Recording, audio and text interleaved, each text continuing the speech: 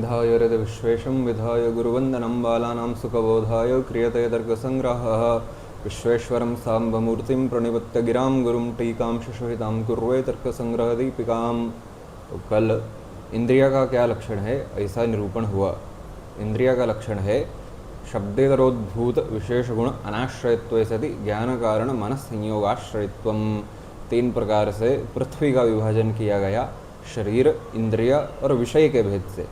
किसी का प्रश्न आया था कि शरीर में जल की मात्रा अधिक है तो इसे पार्थिव शरीर क्यों कहते हैं। मुक्तावली की टीका में भी ऐसा प्रश्न उठाया गया है कि आप कह रहे हैं गंधवत्व हेतु से जो है शरीर पार्थिव है, मानुष शरीर पार्थिव है, किंतु क्या होता है शरीर में ऊष्मा जो है, हीट जिसको कहते हैं, उसकी अनुभूति भी होती है। ऐसे ही जल तो शरीर में है ही, तो जलत्व हेतु से, उष्णत्व हेतु से शरीर को तेजस और जलीय क्यों ना मान लिया जाए। तो इसके उत्तर में यही कहा है उन टीकाओं में कि शरीर का उपादान कारण जो है वह पृथ्वी है, और शरीर का जो हमारा शरीर है, भूमि के प्राणियों का जो शरीर है, उसका उपादान कारण जो है वह पृथ्वी है, और उसके निमित्त कारण जो है अन्य 4 भूत है। मात्रा अधिक होने से कम होने से शरीर किस प्रकार का है ऐसा निश्चय नहीं होता है, किंतु उसका उपादान कारण कौन है इससे निश्चय होता है कि वह शरीर पार्थिव है अथवा जलीय है अथवा वायवीय है। उदाहरण के लिए घट को लेते हैं।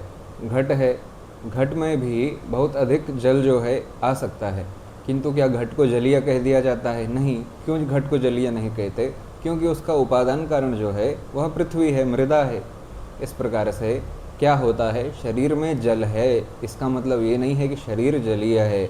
जैसे घट में जल है तो इसका अर्थ ये नहीं है कि घट जो है वह जलीय है, वह पार्थिव ही है। ऐसे ही घर को ही ले लीजिए, घर में कभी जल पूरा भर जाएगा तो क्या हम ऐसा कहेंगे कि घर जो है वह जलीय पदार्थ है? नहीं है, क्योंकि घर के भीतर जल है, घर जलीय नहीं है। ऐसे ही पार्थिव शरीर है क्योंकि उसका उपादान कारण जो है वह पृथ्वी है। पंचभूतों में पृथ्वी इस पार्थिव शरीर का उपादान कारण है, और अन्य जो 4 भूत हैं वे निमित्त कारण है, ऐसा सिद्ध होता है। पृथ्वी के विषय में भी ऐसा कहा जा सकता है कि इसके आधे से अधिक भाग पर तो जल विद्यमान है, तो इसको पृथ्वी क्यों कहते हैं। पहला तो ऐसा है कि जल सहित पूरा जो यह ग्रह है, जल सहित ग्रह का नाम पृथ्वी है। ऐसा नहीं है कि उसका पंचभूत वाली पृथ्वी अलग है। पंचभूत जो हम पृथ्वी का लक्षण पढ़ रहे हैं वह पंचभूतों में से जो पृथ्वी है उसका लक्षण है, ये धरती वाली पृथ्वी का लक्षण नहीं है। यह कल स्पष्ट हो गया होगा, क्योंकि वहाँ पृथ्वी के क्या प्रभेद बताए गए हैं। पृथ्वी के प्रभेद बताए गए हैं शरीर, इंद्रिय, विषय भेदात। तो विषय में जो जो कार्य जगत है उसमें जो पार्थिव पदार्थ है वे सारे ही विषय होते हैं। तो पृथ्वी में जल की मात्रा अधिक होने पर भी उसका नाम पृथ्वी ही है, क्योंकि जल सहित ग्रह का नाम पृथ्वी है। जल जो है वह देखने में अधिक प्रतीत हो रहा है, स्थान के हिसाब से जल पृथ्वी में अधिक है।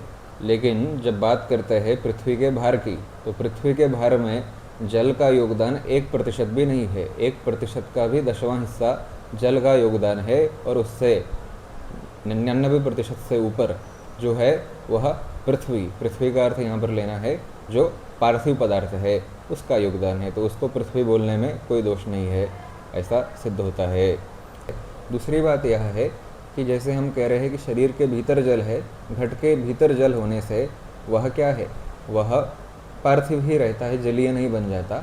ऐसे ही जो जल की बात है, पृथ्वीगत जल की बात है, उसमें भी समुद्र के निचली सतह पर भी पृथ्वी ही है, समुद्र से ऊपर भी पृथ्वी ही है, मध्य में किंचित किंचित जल स्थित है। 70% जो बोलते हैं कि इतना जल है, तो वह बीच में ही स्थित है। इस प्रकार से उसका बाहर में योगदान नहीं है, और वह पृथ्वी का अर्थ है पार्थिव जो ये भूभाग है, भूखंड है, उसके बीच में स्थित है। इस प्रकार से सिद्ध होता है कि वो पृथ्वी, उसमें व्यवहार जो चला आ रहा है वह ठीक है। अब कह रहे हैं अब इसके पश्चात क्या है, पृथ्वी तेज मरुद्व्योमो काला दिग्दयनो मनः। अब आप जो है जल का लक्षण कर रहे हैं।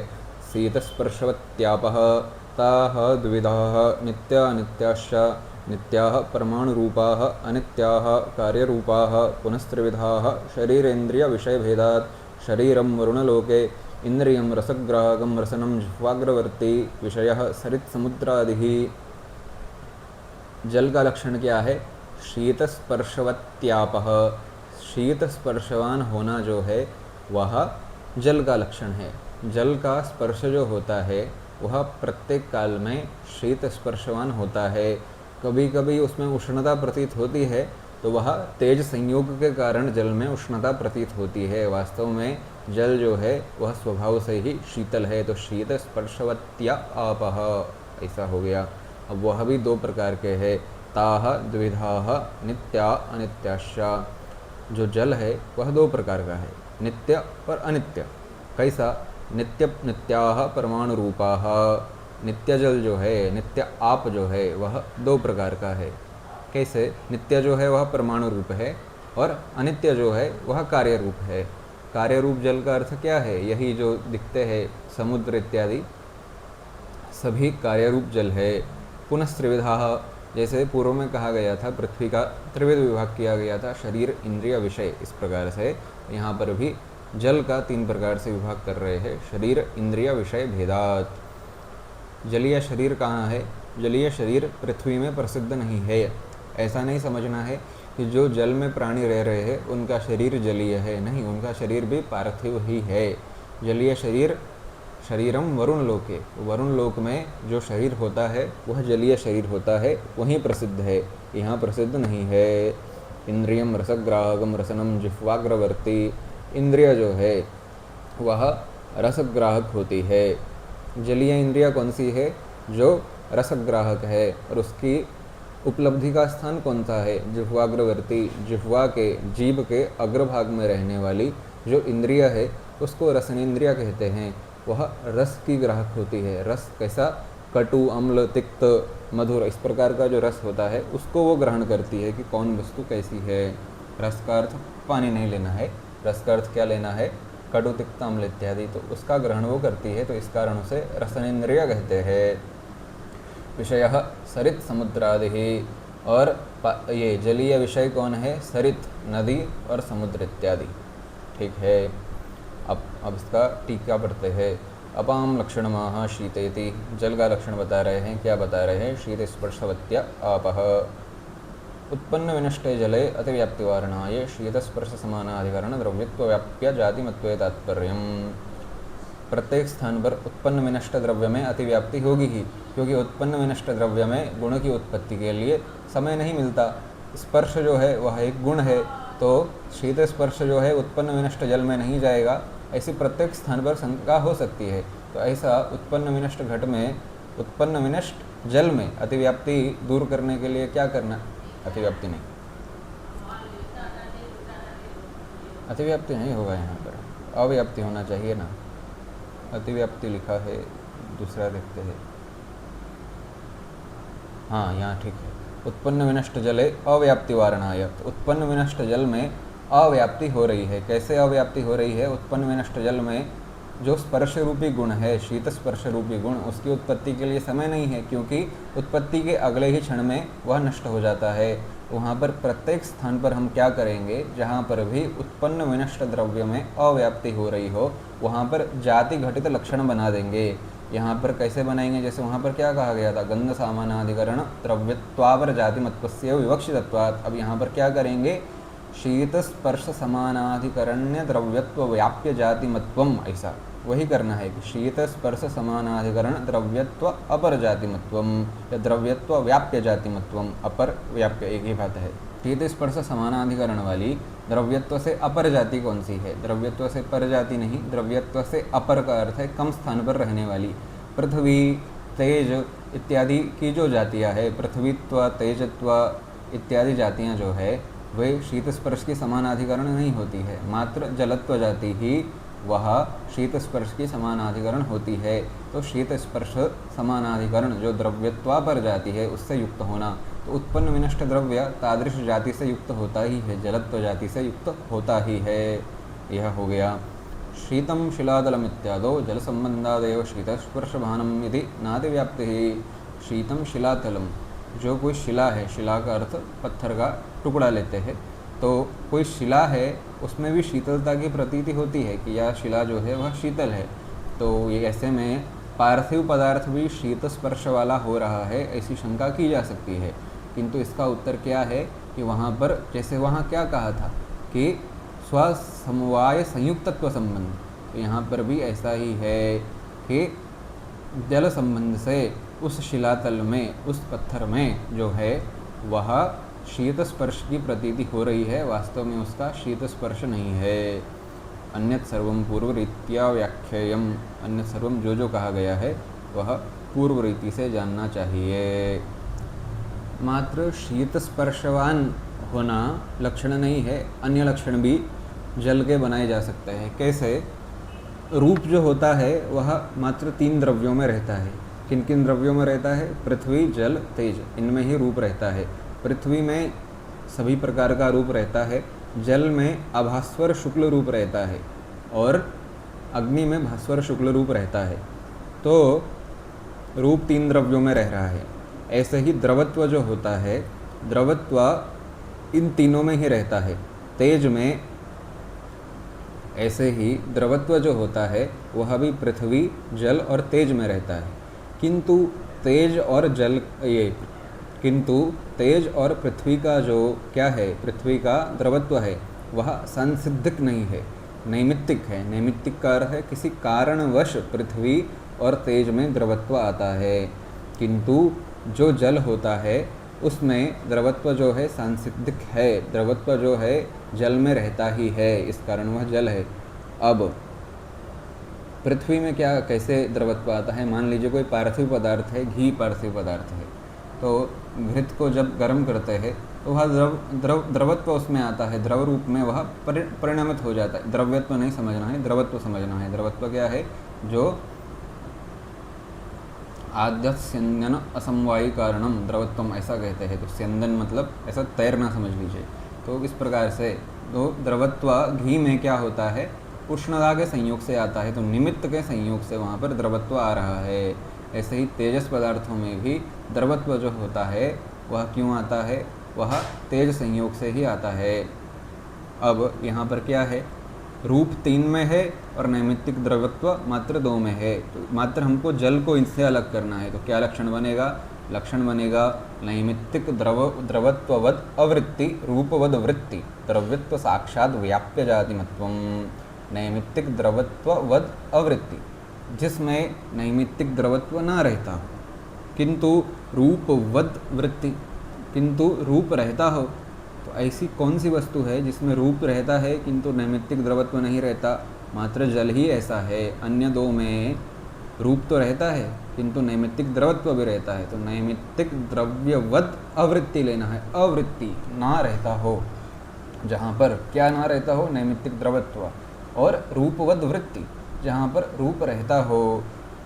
द्रव्यत्व साक्षात व्याप्य जातिमत्वम, द्रव्यत्व से व्याप्य जो जाति है, जलत्व जाति, वह सिद्ध हो रही है। ठीक है।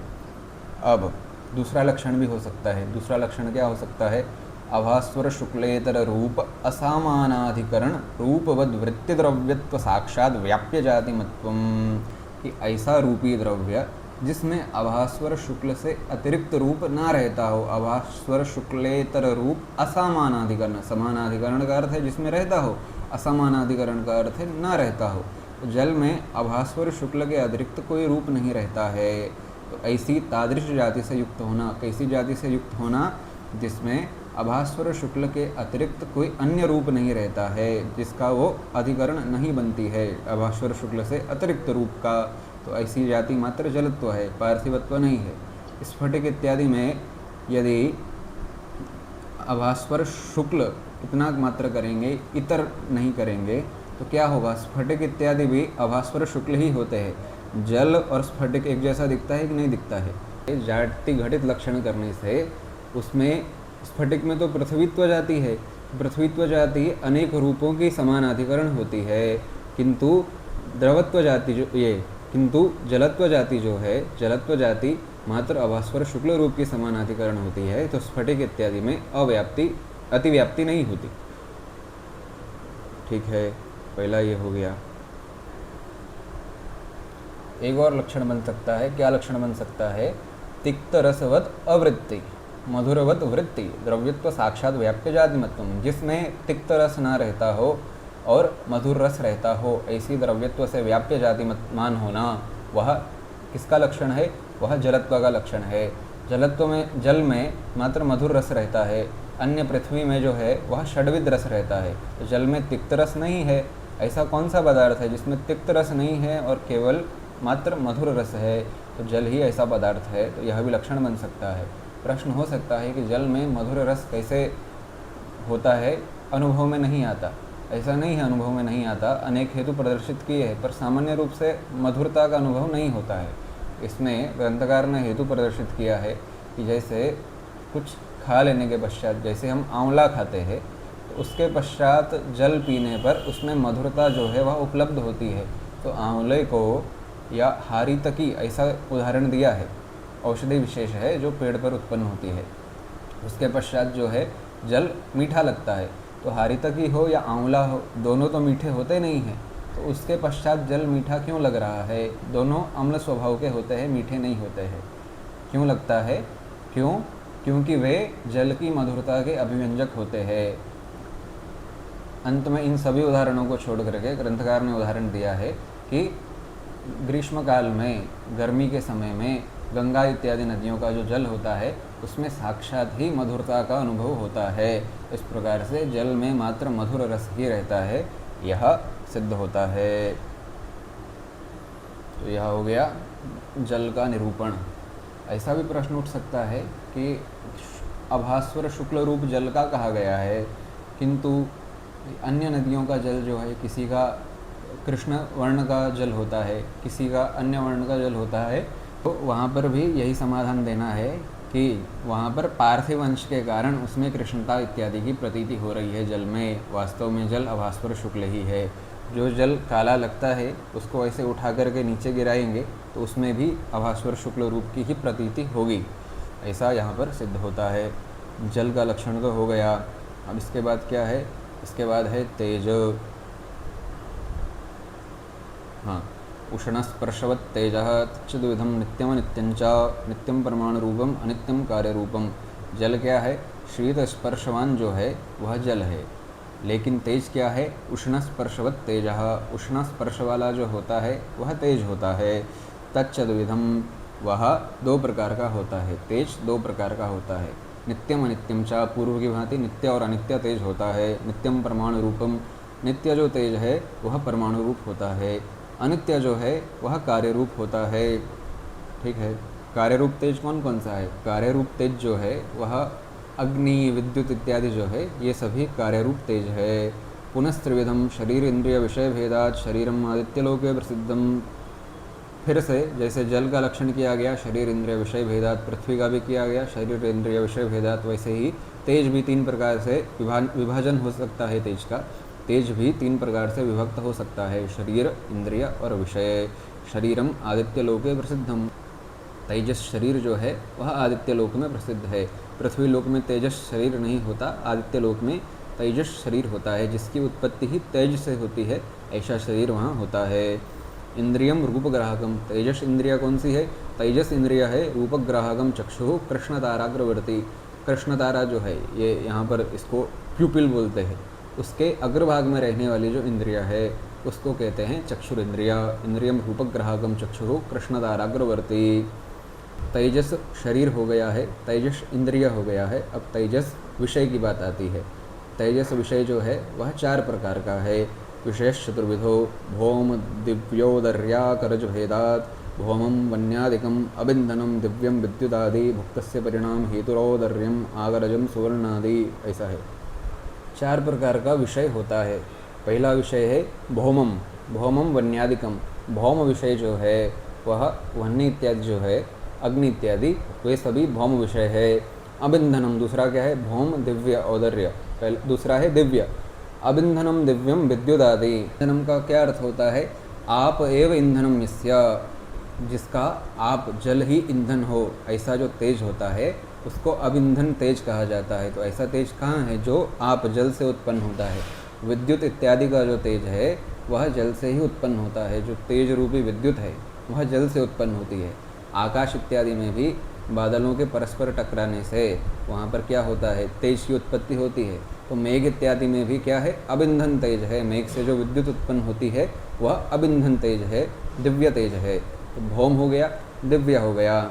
इसके पश्चात है औदर्य। भुक्तस्य परिणाम हेतु औदर्यम, जो हम भोजन कर रहे हैं उसके परिणाम का जो कारण है उसको कहते हैं औदर्य तेज। औदर्य का अर्थ उदर में रहने वाला तेज, जो वैश्वानर अग्नि है वह औदर्य तेज है। आकरजम सुवर्णादि, आकरज तेज कौन सा है, वह सुवर्ण इत्यादि रूपी जो तेज है वह आकरज तेज है। सुवर्ण आदि से क्या तात्पर्य लेना है, सुवर्ण और चांदी इत्यादि जो भी पदार्थ है वे आकरज तेज है। सुवर्ण देखने में पार्थिव पदार्थ प्रतीत होता है। कोई कहेगा कि सुवर्ण जो है वह तेजस पदार्थ है, नहीं कह सकता है। ऐसे ही चांदी भी पार्थिव पदार्थ ही प्रतीत हो रहा है देखने में, किंतु वह पार्थिव पदार्थ है नहीं। वह कैसा पदार्थ है, वह तेजस पदार्थ है, ऐसा ग्रंथकार कह रहे हैं। इसका निरूपण भी आगे करेंगे। इस पर शास्त्रार्थ है कि सुवर्ण जो है वह पार्थिव है अथवा तेजस है, ऐसा यहाँ पर शास्त्रार्थ है। अब क्या कह रहे हैं दीपिका, तेजसो लक्षणम आह उष्णेति उष्णम जलमिति प्रतीतेस् तेजः संबंधानुविधायित्वा नाति व्याप्तिः विषम विभजते भौमेति। तेजसो लक्षणम आह उष्णेति, उष्णेति ऐसा जो ग्रंथ है क्या है, उष्ण स्पर्शवत् तेजः, उसके द्वारा तेज का लक्षण बता रहे हैं। उष्णम जलमिति प्रतीतेस् तेजः संबंधानुविधायित्वा नाति व्याप्तिः। जल उष्ण है, ऐसी प्रतीति में जल में भी उष्णता की प्रतीति होती है। तो वहाँ पर क्या मानना चाहिए कि तेज के संबंध से ही जल में उष्णता की प्रतीति हो रही है।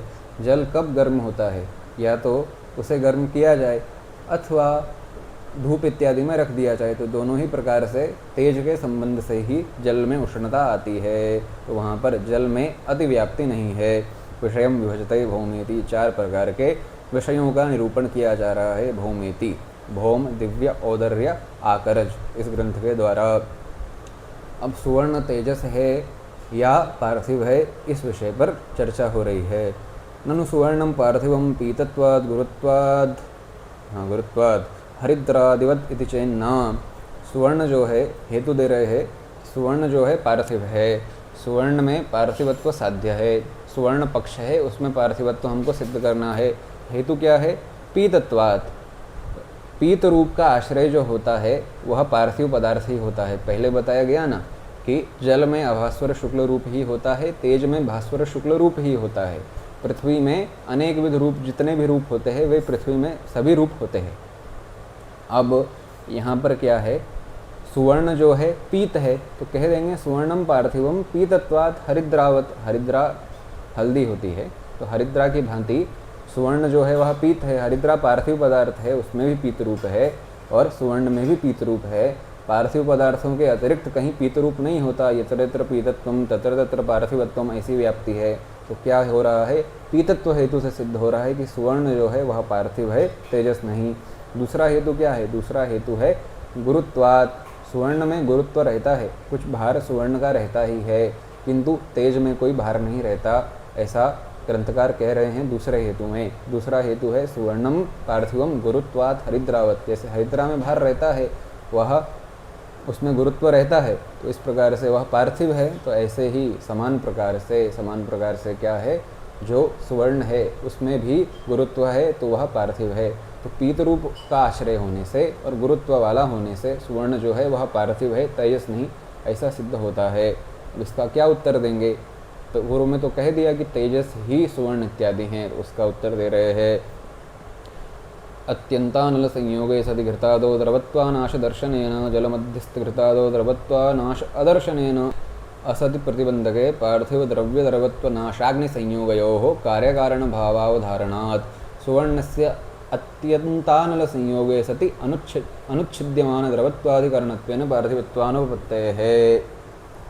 यहाँ पर कैसा समझना है, ऐसे समझना है कि अत्यंतानल संयोगे सति अनुच्छिद्यमान द्रवत्वम, ऐसा कहा है सुवर्ण में। सामान्य रूप से पहले घृत का दृष्टांत दे रहे हैं। घृत पार्थिव पदार्थ है, उसमें कुछ जलीय अंश विद्यमान है, ठीक है, किंतु घृत पार्थिव पदार्थ है, ऐसा मानते हैं। घृत पार्थिव पदार्थ है, तो अत्यंतानल संयोगे सति, बहुत ही तीव्र वह्नि के संयोग से क्या होता है घृत के रूप में परिवर्तन हो जाता है और उसके द्रवत्व का नाश हो जाता है। घी है उसमें वन्नी का संयोग नहीं है। वन्नी का संयोग होने पर क्या होता है, घी द्रव रूप में परिणत हो जाता है, पीला पीला एकदम तैरने लगता है।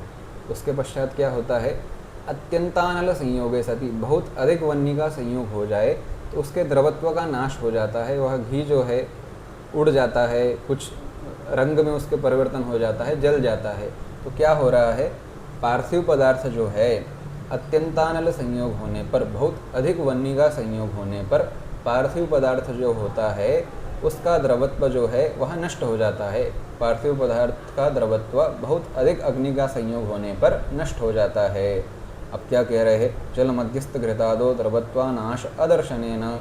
अब ऐसा लीजिए, जल के मध्य में घी रखा है, घी का डब्बा जल के मध्य में रखा है, जल के मध्य में घृत रखा है और नीचे से अग्नि जल रही है। तो वहाँ पर घृत के द्रवत्व का नाश नहीं होता है क्योंकि जल वहाँ पर प्रतिबंधक के रूप में स्थित है। इससे क्या सिद्ध हो रहा है, इससे ऐसा सिद्ध हो रहा है कि बिना प्रतिबंधक के अत्यंतानल संयोग होने पर पार्थिव पदार्थ के द्रवत्व का नाश होता है। जहाँ पर प्रतिबंधक नहीं है वहाँ पर अत्यंत वन्नी, अत्यंत अग्नि के साथ उसका संयोग हो जाए, तीव्र अग्नि के साथ उसका संयोग हो जाए, तीव्र यहाँ पर उष्णता से तीव्र लेना है, बहुत अधिक अग्नि के साथ उसका संयोग हो जाए तो तब जाकर के उसके द्रवत्व का नाश होता है।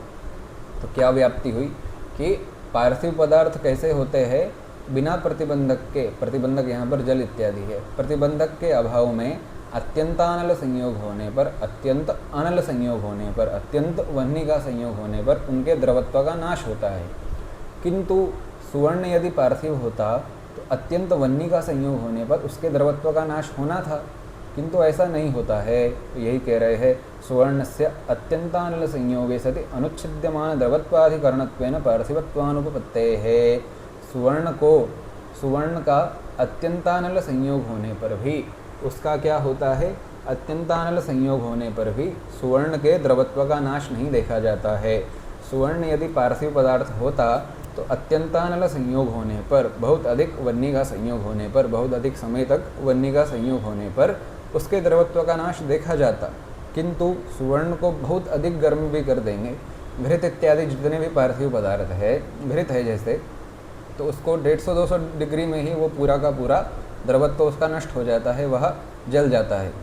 किंतु सुवर्ण है, सुवर्ण को ऐसा करने में इससे 10 गुना अधिक समय लगता है, 10 गुना अधिक उष्णता की आवश्यकता होती है।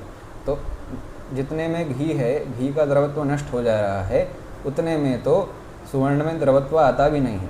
इस घृत से 4-5 गुना अधिक उष्णता होने पर होता है सुवर्ण द्रवत्व, सुवर्ण में आता है।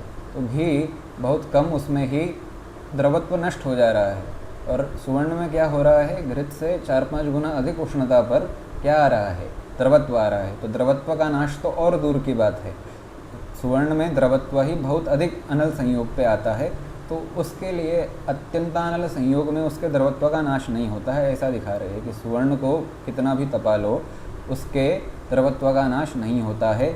इस कारण वह पार्थिव पदार्थ नहीं है, क्योंकि यदि वह पार्थिव पदार्थ होता तो प्रतिबंधक के अभाव में उसके द्रवत्व का नाश होता ही होता अत्यंत वन्नी के संयोग में।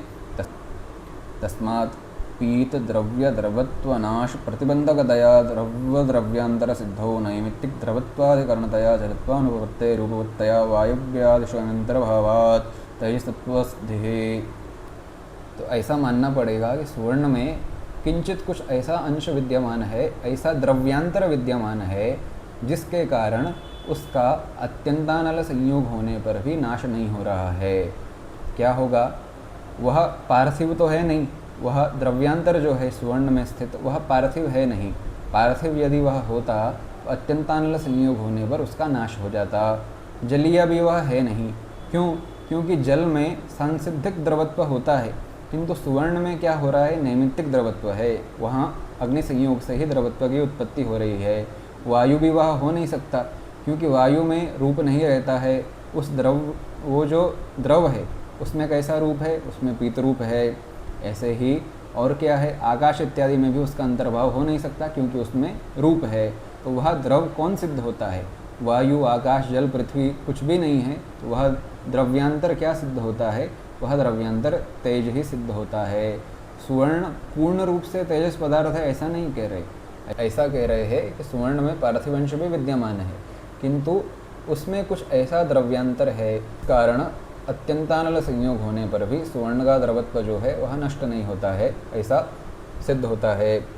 द्रव्यांतर सिद्धो नैमित्तिक द्रवत्वाधिकरणतया जलत्वानुपत्ते रूपत्तया वायव्यादिषु अनंतर भाव तेजसत्व सिद्धि। तो इस प्रकार से किसी में भी उस द्रव्यांतर का अंतर्भाव नहीं होता है तो तेजसत्व की सिद्धि होती है। तत्र उष्णस्पर्श भास्वर रूपयोर उपष्टंभक पार्थिव रूप स्पर्शाभ्याम प्रतिबंधात अनुपलब्धि।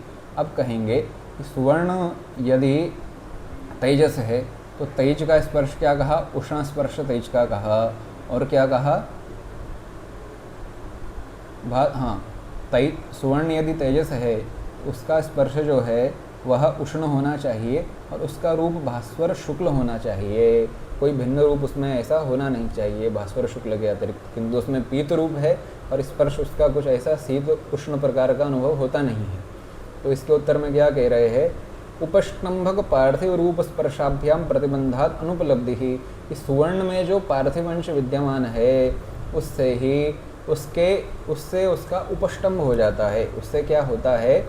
सुवर्णगत जो भास्वर शुक्ल रूप है और उष्ण स्पर्श है उसका पार्थिव अंश से बाध हो जाता है। पार्थिव अंश भास्वर शुक्ल और उष्ण स्पर्श का प्रतिबंधक होता है सुवर्ण में, इस कारण वहाँ पर पार्थिव रूप और पार्थिव स्पर्श की ही प्रतीति हो रही है। पार्थिव रूप के सुवर्णगत रूप के प्रति प्रतिबंधक होने के कारण, भास्वर शुक्ल रूप के प्रति प्रतिबंधक होने के कारण तस्मात् सुवर्णम तेजसमिति सिद्धम। इस प्रकार से सुवर्ण जो है वह तेजस सिद्ध होता है। तो क्या अभी तक का तात्पर्य था? सुवर्ण में किंचित पार्थिव अंश भी विद्यमान है और किंचित तेजस अंश भी विद्यमान है। पार्थिव अंश मानने पर क्या हो रहा है? पार्थिव अंश यदि माने तो तब जा करके अत्यंतानल संयोग होने पर उसका द्रवत्व जो है वह उच्छिद्यमान द्रवत्व होना चाहिए, का अर्थ उसका द्रवत्व नष्ट होना चाहिए। किंतु अत्यंतानल संयोग पर सुवर्ण का द्रवत्व नष्ट नहीं होता है, तो कुछ ऐसा उसमें द्रव्य मानना पड़ेगा जिसका अत्यंतानल संयोग होने पर भी नाश नहीं हो रहा है, तो वह द्रव्य मात्र तेज सिद्ध होता है, ऐसा पूर्व में बता दिया गया है। अब यहाँ पर ऐसा प्राचीनों का मत है। मुक्तावली की टीका में भी आता है कि नवीनास्तु सुवर्णम पार्थिवम इत्याहुः। नवीन न्यायिक जो है वे कहते हैं कि सुवर्ण पार्थिव ही है। तो ऐसा नहीं है कि सुवर्ण के द्रवत्व का नाश कभी होता ही नहीं है, सुवर्ण का द्रवत्व भी वास्तव में नष्ट होता है। अत्यंतानल संयोग का ऐसा कोई सीमा नहीं कही जा सकती कि इतने तक ही अत्यंतानल संयोग मानना है। जितना बढ़ सकता है, जहाँ तक बढ़ सकता है वह अत्यंतानल संयोग ही है। तो लगभग 2500 डिग्री के आसपास से सुवर्ण जो है उसका द्रवत्व नष्ट होने लगता है, वह भी उसके द्रवत्व का भी उच्छेद होने लगता है। तो अनुच्छेद्यमान द्रवत्व वास्तव में सुवर्ण में है नहीं, ऐसा नहीं माना जा सकता कि उसमें अनुच्छेद्यमान द्रवत्व है। इस प्रकार से चांदी में भी, चांदी सुवर्ण से पहले ही उसके द्रवत्व का नाश हो जाता है अत्यंतानल संयोग पे। अब दूसरी बात ऐसी है कि उसके रूप का भी नाश हो जाता है, मात्र द्रवत्व का नाश नहीं होता। रूप जो है स्वर्ण का कैसा पीत रूप कहा गया है, तो अत्यंतानल संयोग होने पर, बहुत अधिक तपाए जाने पर जो उसका रंग जो है वह किंचित हरित वर्ण का वह हो जाता है, मात्र पीत रूप का वह नहीं रहता। प्रकार से यह सिद्ध होता है कि नव्य न्यायिकों के मत में स्वर्ण जो है वह पार्थिव ही है।